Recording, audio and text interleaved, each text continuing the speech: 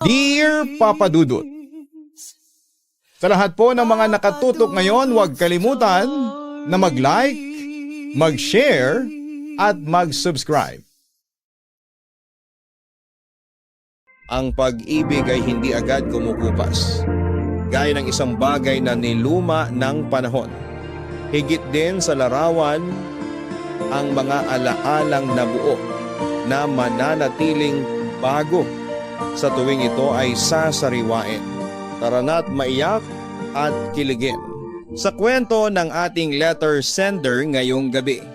Dear Papa Dudut, kumusta po kayo? Ako po si Isabel, taga Quezon Province. Narito po ako upang tulungan ang aking lola, si Lola Rosario, na 80 taong gulang, upang maibahagi ang kanyang kwentong pag-ibig sa inyong programa. Ngayon pa lamang po ay nagpapasalamat na ako kung sakaling mabasa ninyo ito. Sana rin ay magustuhan ito ng inyong mga tagapakinig at may mapulot silang aral mula sa kwentong ito. Hindi lamang sa buhay, kundi pati na rin sa larangan ng pag-ibig. Hihingi ako ng pasensya ngayon dahil hindi ako gaanong kagaling magkwento, ngunit sinikap kong isulat ito ng maayos sa abot ng aking makakaya. Ang kwentong inyong mapapakinggan ay nakabase sa pagsasalaysay ni Lola Rosario noong minsang ikwento niya sa akin ang tungkol sa kanyang buhay pag-ibig. Malamig ang panahon noon dahil tag-ulan at walang pasok sa klase. Dahil na rin sa bagyo, papunta ako noon sa sala para manood ng TV.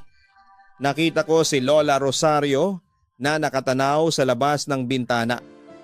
Si Lola Rosario ay kapatid ni Lola Nelia na ina ni Mama, Lola Rosario. Malumanay na tawag ko rito. Ayos lang po kayo? Tanong ko pa sabay ngiti. Oo iha.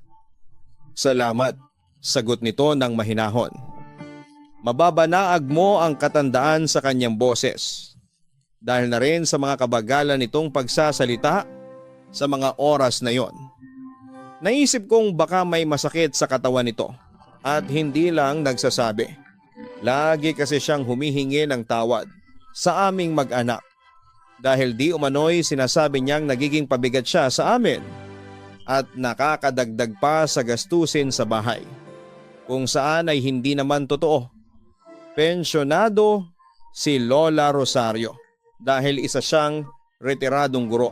Bukod doon ay maayos naman ang kalagayang pinansyal namin dahil maganda naman ang trabaho ni na Papa at Mama. Agad akong lumapit sa kanya upang daluhan siya sa pagsilip sa bintana.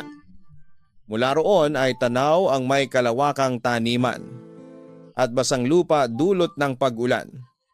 Sigurado ho kayong ayos lang kayo ha? Paninigurado ko pa. Oo iha, huwag kang mag-alala, may naaalala lang ako, ang sabi pa nito. At saglit na tumigil at muling tumingin sa labas ng bintana. Pwede ko bang malaman kung ano yon, Lola? May galang na tanong ko. Hindi kaagad siya sumagot. Bagkus ay tiningnan niya lamang ako saglit. At pagkatapos ay para bang nakita ko sa kanyang mata ang bakas ng kalungkutan. Gusto mo ba talagang malaman na po? Tanong niya. Tumango ako bilang pagsang-ayon at doon nagsimulang magkwento si Lola. Tag-ulan daw noon, dahilan kaya't makulimlim ang paligid.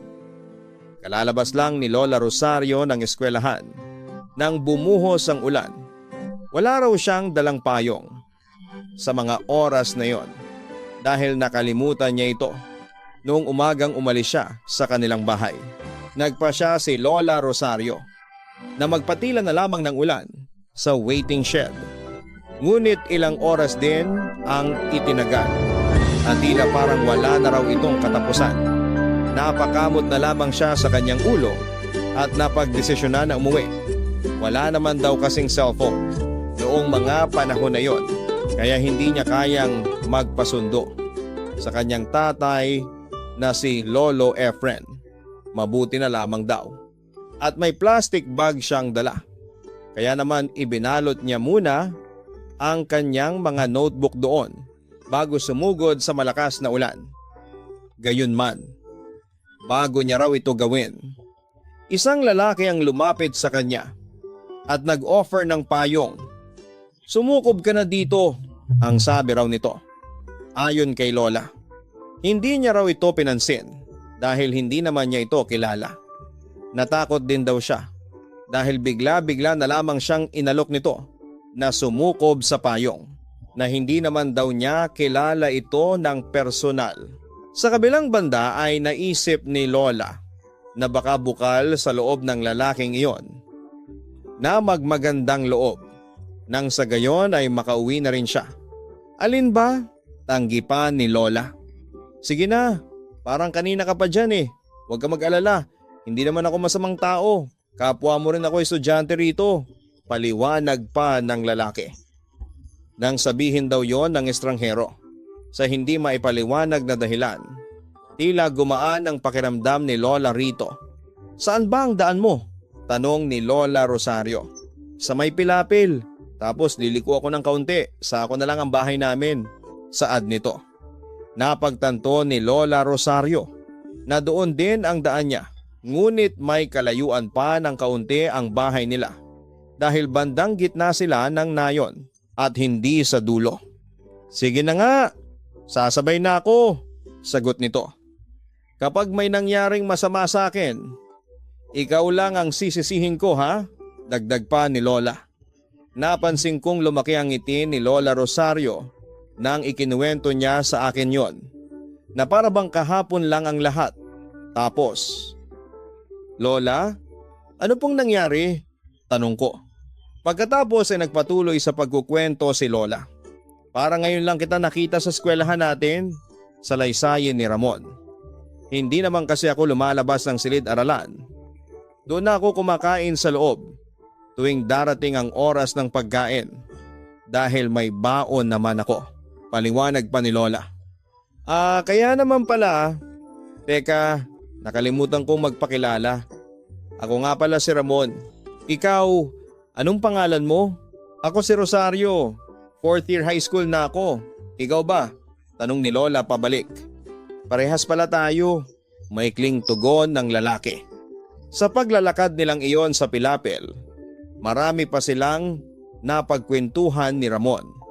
Gaya na lamang ng ilang taon na sila, kung saan ay nalaman nilang parehas sila ng edad na 19 anyos. Natapos na lamang iyon nang makarating sila sa bahay ni Ramon. "Saan ba ang bahay mo?" "Dito na kasi ako eh," sambit nito. "May kalapitan na rin dito." "Maraming salamat sa pagpapasuko mo sa payong mo, Ramon," sambit ni Lola Rosario. At pagkatapos daw noon ay nginitian niya ito. "Kung gayon ay maaari mo nang hiramin itong payong ko at ibalik mo na lamang bukas kapag nagkita tayo sa eskwelahan." Alok pa ni Ramon. "Ay nako, hindi na't nakakahiya, ayos lang ako at medyo mahina na rin naman ang buhos ng ulan. Kaya ko na to," tanggi ni Lola. Dahil sa nahiya na rin daw siya sa alok nito. "Ano ka ba? Huwag ka nang mahiya. Hiramin mo na ito. Mamaya niyan ay magkasakit ka pa at hindi makapasok. Tandaan mo, magtatapos na tayo. Dapat nating iwasang lumiban sa klase." Litanya niya pa raw ni Ramon. Papadudot. Sabi ni Lola Rosario.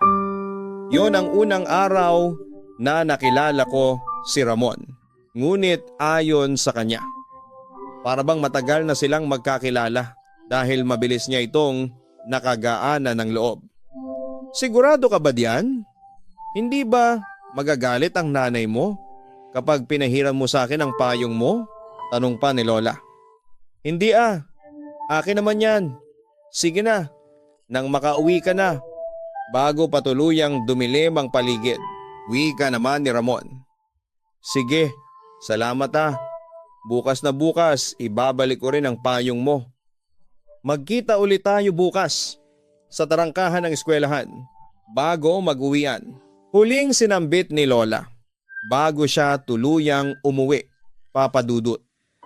Sabi nga ni Lola Rosario, gaya ng napag-usapan nila ni Ramon, nagkita ulit sila sa labas ng eskwelahan ng sumunod na araw bago mag-uwian para maibalik niya ang payong nito. Nagbigay din si Lola ng isang supot ng manggang kalabasa na nakuha rin niya sa kanilang taniman bilang pasasalamat kay Ramon. Simula noon, mas lumalim pa raw ang kanilang pagkakaibigan at pag-amin ni Lola Rosario. Paunti-unti ay para bang patang kanyang damdamin kay Ramon ay lumalalim na rin. Sa eskwelahan ay madalas silang nagkikita. Lumalabas na rin daw ng silid-aralan si Lola para samahan si Ramon na kumain sa kantina kapag bakanting oras. Nagkasundo na rin daw sila sa maraming bagay na hindi niya akalang magkakasundo sila. Lalo pa raw nahulog ang loob ni Lola Rosario kay Ramon. Noong minsang iyayain siya nito na magsimba sa maliit na kapilya sa kanilang nayon. Noon din daw kasi humingi si Lola ng sign sa Panginoon na kung sino man ang unang lalaki na magyayaya sa kanya sa simbahan upang magsimba, ayun na rin sana ang unang lalaki na magiging nobyo niya. Sa edad kasi na 16, wala pa raw nagiging nobyo si Lola Rosario dahil na rin sa pagiging istrikto ni Lolo Efren na kanilang tatay. Tara sa bakanting lote, yaya ni Ramon kay Lola. Nang matapos ang misa ng tanghaling iyon, pwede naman, tugon pa ni Lola. Wala ka pa namang gagawin, hindi ba? Tanong pa nito. Wala pa. Nagpaalam naman ako ng maayos kina nanay at itay na magsisimba ako ngayong araw. Kaya tiya kong hindi pa nila ako hahanapin. Saglit lang tayo doon ha? Oo, magpapahinga lang tayong saglit. Tapos uuwi na rin tayo. Paliwanag pa ni Ramon. Pero teka, sambit ni Lola Rosario. At saka saglit na huminto sa pagsasalita. Hindi ba nakakahiya at hindi magandang tingnan na magkasama ang isang babae at lalaki sa isang lugar na silang dalawa lang? May pag-aalinlangan pa ang saad nito. Bakit naman nakakahiya? Wala naman tayong gagawing masama o hindi maganda. Depensa pa ni Ramon. Naipan ni Lola Rosario. Tama naman si Ramon sa kanyang sinabi. Kaya't pinaunlakan niya ang pagyaya nito sa kanya sa bakanting lote. Tirik daw ang araw ng mga oras na yon. Masarap pakinggan ang mga huni ng ibon habang namamahinga sila sa puno ng mangga na may mayabong na dahon na nagsisilbi nilang lilim sa mga sandaling iyon. Ang sabi ni Lola, kapwa sila nakasandal sa malapad na bias ng punong iyon nang biglang magsalita si Ramon. Rosario, may gusto sana akong sabihin sa iyo sa mga sandaling iyon. Parang nahihiya pa raw ito sa nais sabihin. Ano yon, Ramon? Tugon ni Lola. Sabay tingin direkta sa mukha nito. Hindi kaagad sumagot si Ramon sa tugon ni Lola. Kaya't lalo siyang napaisip sa nais nitong sabihin. Ramon, segundo pang muli ni Lola Rosario. Gusto kong, sabi nito. Gusto mong ano? Muling tanong daw ni Lola Rosario na tila naiinip na sa naisabihin. Eto, gusto ko sanang sabihin sa iyo na na gusto kita. Nauutal at hindi raw makatitig ng diretsyo si Ramon kay Lola Rosario nang sabihin niya ang mga katagang ito habang nagkukwento si Lola Rosario tungkol sa karanasan niyang iyon. Mataman akong nakatitig sa kanyang mukha at nakita ko na para bang nagkabuhay ang kanyang malamlam na mga mata. Para bang sarap na sarap siyang sariwain ang mga ala-alang yon. Alam mo ba, Isabela po, kilig na kilig ako ng mga oras na yon. Sambit pa ni Lola. At saka siya muling nagpatuloy sa pagkukwento. Gusto mo ako? Sigurado ka ba dyan sa sinasabi mo? Paninigurado pa ni Lola kay Ramon. Oo, Rosario, una pa lang kitang nakita noong minsang umulan. Noong tayo ay nasa paaralan at nagkita na gustuhan na kita sa katotohanan. Kaya kita nilapitan noon ay dahil nabighani ako sa iyo. Paliwanag pa ni Ramon. Ganun ba? Hindi makapaniwalang sabi pa ni Lola. Oo, Rosario. At kung mamarapatin mo, pwede ba akong umakyat ng ligaw sa inyo? Nang sabihin daw yon ni Ramon. Tila bumilis ang tibok ng puso ni Lola. Hindi dahil sa mga paru-parong nararamdaman niya sa kanyang tiyan, kundi dahil sa kaba. Baka hindi magustuhan ng kanyang ama na si Lolo Efren ang idea na magkaroon siya ng nobyo. Lagi raw kasing sinasabi nito na bata pa siya at papayagan lamang siyang magkaroon ng kasintahan sa tamang edad o di kaya kapag may napatunayan na siya sa buhay sa kalagitnaan ng pag-iisip. Ibinaling ni Lola kay Ramon ang kanyang paningin. Nasumpungan niya na nakatingin din ito sa kanya. May problema ba? Tanong ni Ramon. Ang totoo niyan, gusto rin kita Ramon. Humingi ako sa Diyos ng senyales at ikaw ang naging sagot niya sa akin. Ngunit hindi ako masisiguro ang magiging desisyon ng mga magulang ko kung sakaling umakyat ka ng ligaw sa akin. Kaya ko namang maghintay, Rosario. Kaya ko, Papa Dudut. Matapos raw ng araw na yon, nang sumapit ang gabi, hindi raw halos makatulog si Lola Rosario sa labis na pag-iisip sa maaring kinahinatnan ng pag-amin nila ni Ramon nang nararamdaman para sa isa't isa. Papaling-paling daw siya ng pwesto ng pagtulog hanggang sa lapuan na lamang siya ng antok, Papa Dudut. Lumipas ang mga araw na patuloy ang naging pagkikita ni na Lola Rosario at Ramon. Hindi rin naman maiiwasan yon dahil parehas sila ng eskwelahang pinapasukan. Kaya't mas lalong lumalim ang kanilang nararamdaman sa isa't isa. Napadalas din ang kanilang pagpunta sa malawak na bakanting lote bilang pamatay oras pagkatapos ng klase bago umuwi sa kani-kanilang tahanan. Ayon kay Lola, parang sila na ni Ramon, ngunit hindi opisyal dahil wala naman daw formal na panliligaw na nagaganap. Kumbaga, sa panahon natin ngayon, meron na silang mutual understanding sa isa't isa. Ayon pa kay Lola, marami silang masayang alaalang pinagsaluhan ni Ramon sa lugar na yon hanggang sa mapag-usapan nila ang nalalapit nilang pagtatapos ng high school. Malapit na ang araw ng pagtatapos. Saan ka magkokolehiyo? Tanong ni Lola sa lalaki. Hindi ko alam Hindi na rin yata ako magpapatuloy sa pag-aaral at tutulong na lamang ako kay tatay sa pagsasaka. Sagot nito. Sigurado ka ba dyan? Iba pa rin ang may tinapos. Saad pa ni Lola. Alam ko yon, Rosario. Ngunit hindi ko naman maaaring pilitin si tatay kung wala naman silang kakayahang pag-aralin ako. Ikaw ba? Anong kukunin mong kurso sa kolehiyo? Tanong ni Ramon pabalik. Kukuha ako ng kursong edukasyon. Yun kasi ang gusto ko. At gusto rin ni nanay para sa akin. Paliwanag pa ni Lola. Maganda yan. Nang sa gayon ay maging maganda rin ang buhay mo. Nang sabihin daw yon ni Ramon. Tila naging malungkot ang tono nito. Sa katunayan niyan ay hindi ako dito pag-aaralin ni nanay. Ang wika pa ni Lola Rosario. Ha? Saan? Gulat na tanong nito.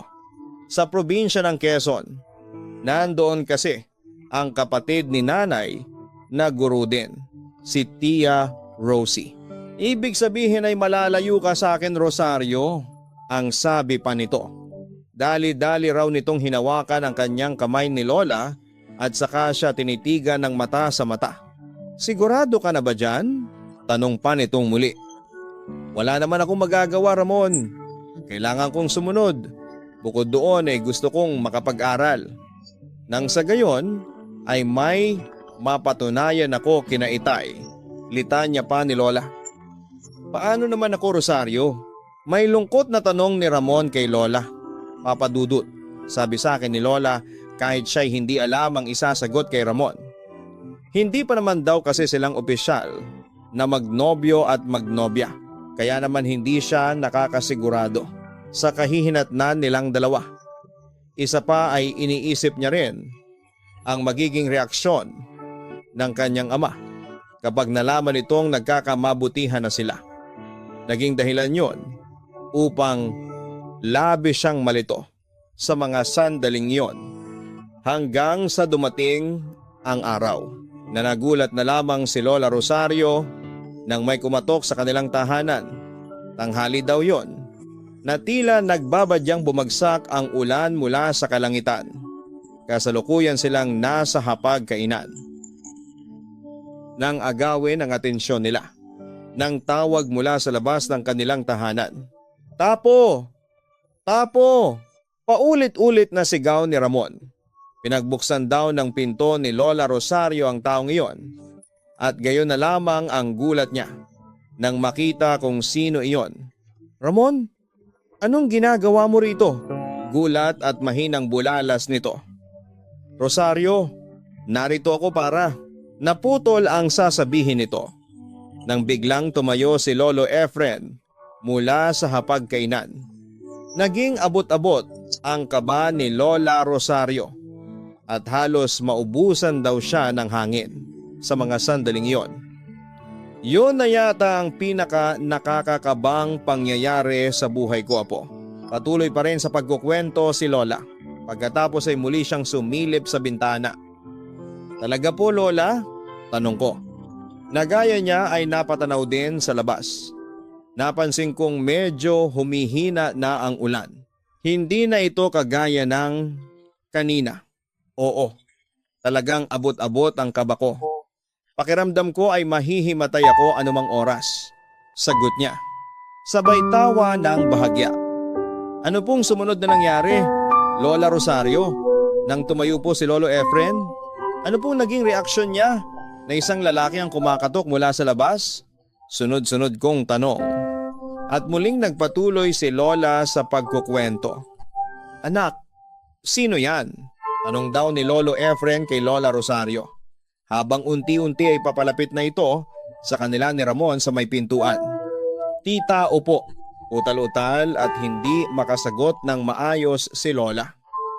Dahil sa labis na kaba. Nang tuluyan daw itong makalapit, tiningnan daw ito ni Lola Rosario at tila nabuhayan ito ng loob. At saka sumagot sa tanong na yon. "Narito po ako para umakyat ng ligaw." Walang pagdadalawang isip na sabi nito. "Ligaw? Sinong liligawan mo? Si Nelia?" tanong pang muli ng tatay ni Lola Rosario. "Hindi po, si Rosario po," sagot nito. Sa mga oras na yon, Papa Dudut, labis na nasaktan si Lola Rosario dahil hindi raw naging magiliw ang pagtanggap ni Lolo Efren kay Ramon. Marami raw tinanong ang tatay ni Lola Rosario kay Ramon, gaya ng ilang taon na ito.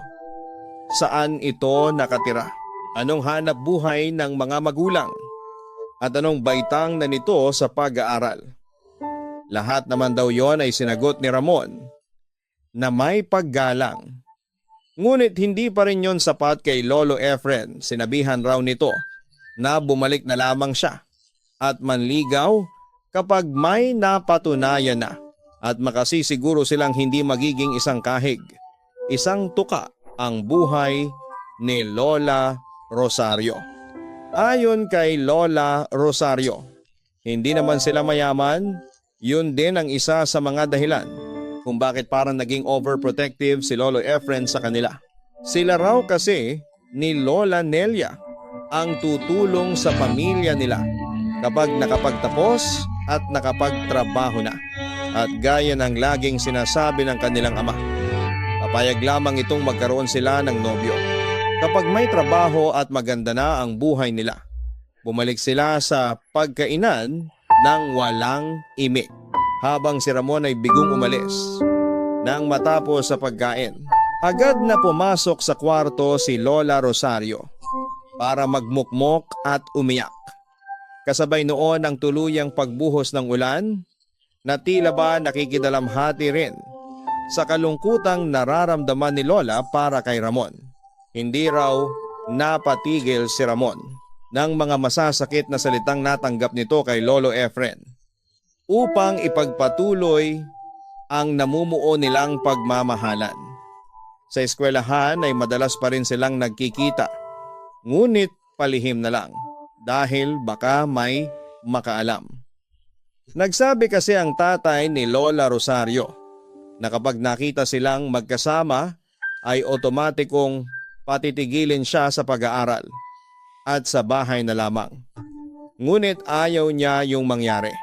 Nalaman na rin naman ni Lola Nelia, kapatid ni Lola Rosario, na ina ng nanay ko, na may namumuong pag-iibigan sa pagitan ni Ramon at Lola Rosario.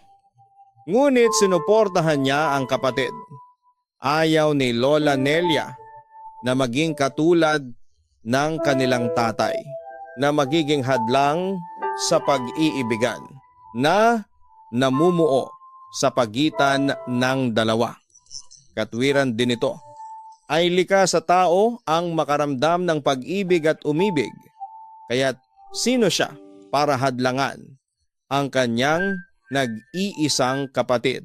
Dumating ang araw ng pagtatapos at tumakas daw si Lola para lang makipagkita kay Ramon sa bakanteng lote na kanilang itinuring bilang paboritong lugar.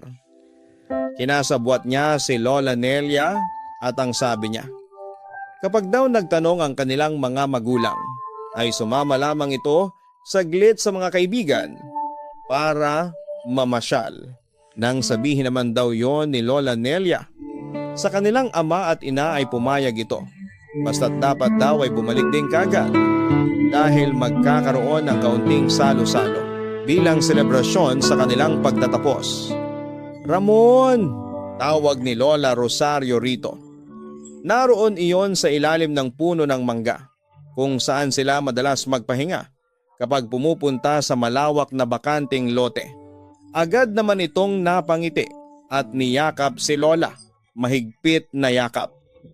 Naanimoy hindi na sila muli pang magkikita. Butit dumating ka, akala ko'y tuluyan mo na akong kakalimutan. Mahal kong Rosario, sambit nito. Napangiti si Lola nang marinig yon, kaya tumugon siya. Maaari ko naman bang kalimutan ang mahal kong si Ramon? Sabi nito, na naging dahilan daw ng pagngiti nito ng malaki. Mahal na mahal kita, Rosario. Handa akong maghintay sa iyo. Maibigay ko lamang ang kamay mo sa mga magulang. Hayaan mo at sisikapin kong may mapatunayan sa buhay para sa iyo. Hindi mo naman kailangan gawin yon, Ramon. Mahal kita at tanggap kita kung ano ang meron ka. Mahal mo ako? Tama ba ang narinig ko? Mahal mo ako? Ibig sabihin ba noon ay hindi natuloy ang sasabihin ni Ramon nang si Lola na mismo ang sumagot. Oo, mahal kita at sige, kahit na hindi ka formal na pinayagan ni Itay na umakyat ng ligaw sa akin.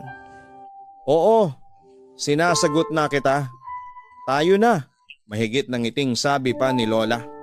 Papa Dudut, pinagmasdan ko ang mukha ni Lola sa mga oras na yon habang kinikwento ang kanyang karanasan at napakasarap niyang titigan habang sinasariwa ang nakaraan ng kahapon.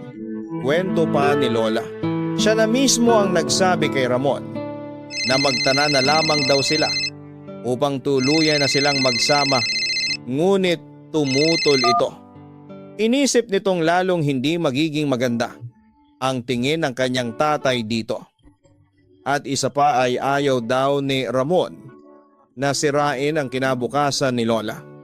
Nais nitong makapag-aral siya at gumanda ang buhay nang sa gayon ay maipakita nito sa kanyang tatay na meron siyang kayang patunayan.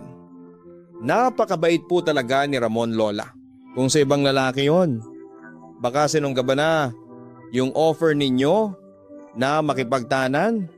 At saka ibig sabihin po ay naging kayo nang hindi alam ng inyong nanay at itay. Paano po yun? Dadaldal kong tanong. Apo, mahirap. Napakahirap dahil tago ang naging relasyon namin.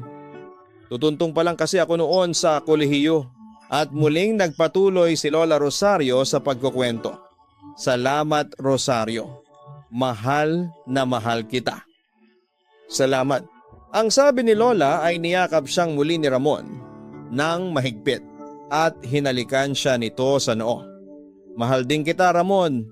Ngunit gusto kong sabihin sa iyo na ito na ang oras na lalayo ako dahil kinakailangan kong mag-aral ng kolehiyo sa Quezon. Malungkot na sabi pa ni Lola. Si Ramon din ay nalulungkot man, ngunit tinanggap ito. Noon pa man ay may layo na ito. Nasa ibang lugar mag-aaral si Lola. Oras na tumungtong ito sa kolehiyo, may ibang paraan pa naman daw para magpatuloy ang kanilang komunikasyon. Ito ay sa pamamagitan ng pagsusulat sa bawat isa. Ang importante sa kanya na mga oras na yon ay sila na ni Lola Rosario. At doon pa lang ay wala ng pagsidlan ng kasiyahan. Ang nararamdaman niya. Umaga ng Huwebes, Papa Dudut. 2 araw matapos ang kanilang pagtatapos sa high school. Tumulak na nga si Lola papunta sa Quezon para doon na tumira habang nag-aaral bago pa man tuluyang umalis. Nag-iwan ng sulat si Lola sa isang kartero sa kanilang nayon at naka-address ito sa bahay ni Ramon. Natanggap naman yon ng lalaki at nakasaad sa sulat na nakaaalis na si Lola patungo sa Quezon at panalangin niya na laging mag-ingat si Ramon. Sa ganoong paraan, nagpatuloy ang komunikasyon nila, Papa Dudut, ayon kay Lola Rosario. Ang mahirap lang noon ay ilang araw o minsan ay linggo pa bago dumating ang liham. At may kamahalan din ang pagpapadala ng liham. Gayunman ay gumagaan daw ang loob ni Lola sa tuwing makakatanggap siya ng liham dahil may kalakip yung larawan at palaging ipinapadama ni Ramon kahit na sa sulat lamang na mahal niya si Lola Rosario. Ngunit dumating ang araw na naging dahilan ng pagguho ng mundo ni Lola Rosario mula sa sulat na natanggap niya. Hindi si Ramon ang nagpadala nito, kundi ang magulang nito, nakasaad sa sulat na malubha ang naging karamdaman ni Ramon. Dahil sa labis na kasipagan nito sa pagtatrabaho ay nakakuha ito ng pulmonya. Umina ang baga ng lalaki at binigyan ng taning ng doktor dahil na rin sa komplikasyon.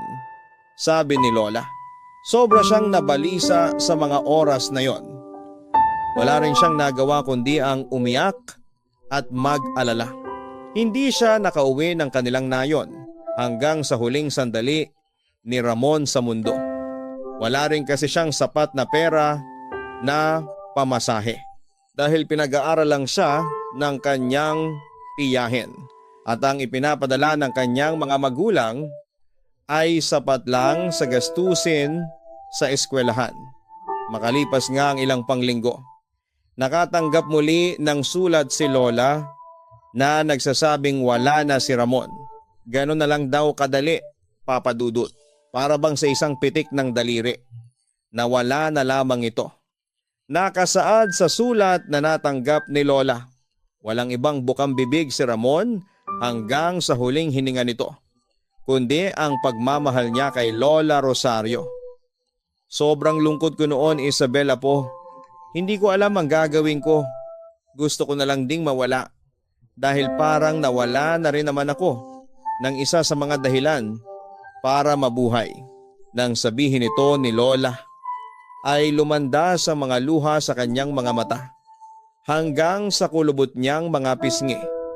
Hindi ko rin namalayan na napapaiyak na rin ako sa pakikinig sa kanya, Papa Dudut. Maaring hindi ganon kalaki ang impact ng kalungkutang iyon sa akin. Ngunit kay Lola, Tila kong parang winawasak ang puso niya. Dahil sa pangyayaring yon, wala akong ibang mahal kundi si Ramon, apo. Hindi na rin ako nagmahal ng iba mula nung nawala siya.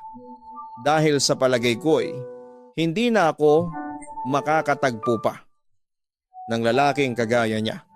Siya lang ang mamahalin ko, apo. Siya lang, litanya niya ni Lola. Ibig sabihin po, Lola, hanggang sa mawala si Ramon, walang nakaalam na naging magnobyo at magnobya kayo. Oo, apo. At yon ang isa sa mga pinaka-pinagsisisihan ko.